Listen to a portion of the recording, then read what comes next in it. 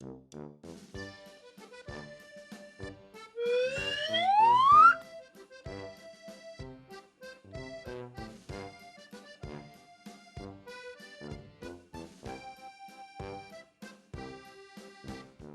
most people's minds, anarchy summons up visions of a lawless hellscape where only the strongest and most brutal people can survive. Something like The Purge. In fact, the second Purge movie literally has the subtitle, Anarchy. But I don't want that. It's obvious that in a world where only the strong survive, I'd be burned for fuel on day one. How could I want something so incongruous with my effete soft boy lifestyle? What I want is socialism, but like without a state? Also, it'd be mad decentralized. We call this framework anarcho-communism. Hey, real quick, here's the definition of socialism I use, so we can be on the same page. Common ownership of the means of production, which is to say that the stuff needed to make the stuff needed to survive, so like factories, tools, and farms and that kind of thing, are owned and controlled by everyone that depends on them, rather than privately owned by whatever ding-dong had the money to buy them. Sounds pretty good, right? But if you ask centrists and right-wing goofballs about it, oh, it works on paper, but it'll never work in real life. There's just one little thought-terminating cliche that prevents socialism from ever working in the real world. Attila the Hun, Elizabeth Bathory, Mozart, Andy Dick, Marie Curie, Camus, Tilda Swinton, Napoleon, Octomom, Nelson Mandela, Sonic the Hedgehog. All human, all possessing the same mercurial essence, the unseen, irreducible, inalienable quality of human nature that makes their actions and behaviors exactly the same if you think about it. Socialism can't work because people are simultaneously too greedy and too lazy. That may seem like an oxymoron, but it isn't because... Well, anyway, that's a pretty dim view of humanity. If you ask me, I happen to think that mutual aid is a factor of evolution. The assumption Wieners make is that socialism is somehow based on everyone sharing stuff with no protections in place if somebody tries to take all this stuff, because it's all based on the honor system, I guess. All the stuff is just put in a big pile, and people can come and take whatever they want, so one person could take everything, and everyone else would be hosed. But socialism doesn't just mean everybody sharing things. It means that if everyone in a community needs something, nobody gets to own it privately, and as a consequence of that, people kind of have to share things. Let's look at a very realistic example I've cooked up with my good anarchist brain. Say we have some rich pervert, let's call him Dave the Capitalist. Because of his inherent rational self-interest, he covets material wealth. In his village, the greatest producer of this wealth is a big fidget spinner factory. All the rest of the people in his village need those fidget spinners to soothe their nervous energy. Under capitalism, Dave gets to buy the factory, assuming he has the capital to do so. Then he owns the fidget spinners, and everybody has to pay him to get one. And since they have no other way to self-soothe, he can charge whatever he wants. That's called inelastic demand. He can bilk the poor fidgety peasants for everything they have and live high off the hog on his fidget throne. Under socialism, Dave doesn't get to keep the factory if everyone else needs it. Sucks for Dave, right? How's he going to feed his capitalist family? Oh wait, it's fine, because all of the things necessary for survival, like farms and shelter, are owned in common, so he has just as much right to food as anyone else, presuming that he shares in the labor of producing it. But how would the peasants take away the factory? They just walk in and take it, because the police and military wouldn't back up Dave's property claims, because property claims wouldn't exist, and ideally, neither would the police or military. Socialism doesn't break down if people refuse to share, because you can't hoard things from people if nobody respects or critically defends with force your right to privately own things if other people need them to survive. Human greed isn't a big problem for socialism, because the economic system doesn't incentivize it or protect it.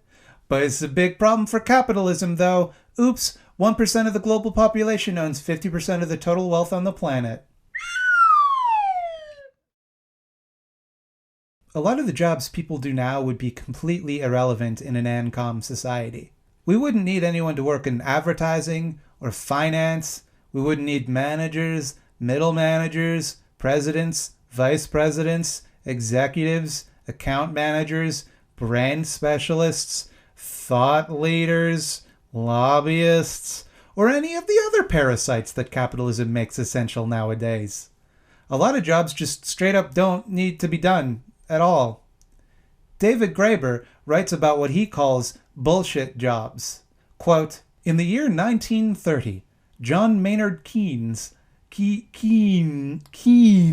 predicted that by the century's end, technology would have advanced sufficiently that countries like Great Britain or the United States would have achieved a 15-hour work week.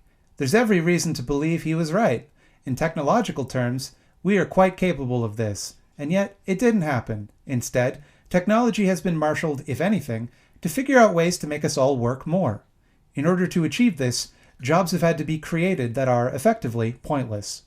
Huge swaths of people in Europe and North America in particular spend their entire working lives performing tasks they secretly believe do not really need to be performed. The moral and spiritual damage that comes from this situation is profound. It is a scar across our collective soul. End quote. There's a whole lot of human energy that could be redirected to more useful purposes. And that's not even touching people who want to work and be productive but can't find a job, or the idle rich who literally do nothing. But granted, there are a lot of jobs that are difficult and require specialized training. Here's the thing though, I really don't want those jobs being done by people who are just cashing a check. I want my doctor to genuinely care about my health and be passionate about learning and practicing medicine. There are probably a lot of very caring, intelligent, and fastidious people who can't become doctors under capitalism because they can't afford the training. And just imagine the way specialized fields could be revolutionized if everyone with the necessary drive and talent was able to participate in those fields, and those without those qualities didn't feel compelled to participate in them and junk everything up just to get a paycheck. Every doctor that's ever pushed pills on you because they had a sweetheart deal with the manufacturer, every therapist who's ever stalled to bill more hours, every lawyer who defends Exxon Valdez when they have an oil spill, every cab driver who took the long way to your destination, every salesperson who tried to push a useless extended warranty, they all did it because the point of their job is to make money, not to help people, not to service human need. But what about crappy jobs? Well, I guarantee for literally every job, no matter how difficult, dangerous, or disgusting, there are passionate people who genuinely want to do it, and plenty of competent people who would be willing to do it if it needed to get done. And sure, maybe you say, "Nah me, I'll just sit around playing video games." You cannot do the labor necessary to have everything you need to live a life of leisure playing video games on your own. You can't. Making your own food alone would be so much effort that you wouldn't have much time left over to research how to solar power your Xbox. At some point, you're going to require someone else's help, and why would people give it to you if you're not willing to help others when they need it? But if everyone works just a little bit, we can all blow the rest of the time doing anything we want to do. You could spend a lot of time playing video games, or you could stay the course in capitalism, generating endless reports that nobody reads to justify the salary that you need to pay rent to your landlord, who literally does nothing but sit on their butt and collect checks from you. Your choice, I guess. Ultimately, I can't prove what human nature is. I can't prove people are fundamentally good or hardworking, but even if we weren't, I think it's worth challenging the assumption that the way people behave now is intractable and unchangeable. I don't believe there's such thing as human nature. We're flexible animals. Human beings are really, really good at adapting to new ways of doing things. We need to get better at the reverse, adapting the way we do things to be better for human beings. We're good enough to live in a better world.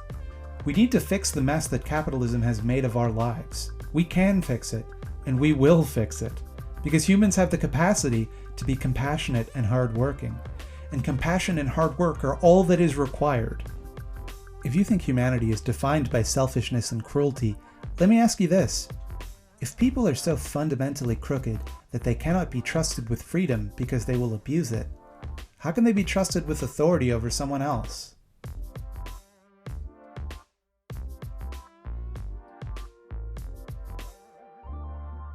Charlie, look at me. Look at me. Hey, bud. Tell people to like and subscribe. Tell them to like and subscribe to Thought Slime on youtube.com. Charlie, I don't ask you for much. Please, man. Please. Charlie, I put so much work into this video.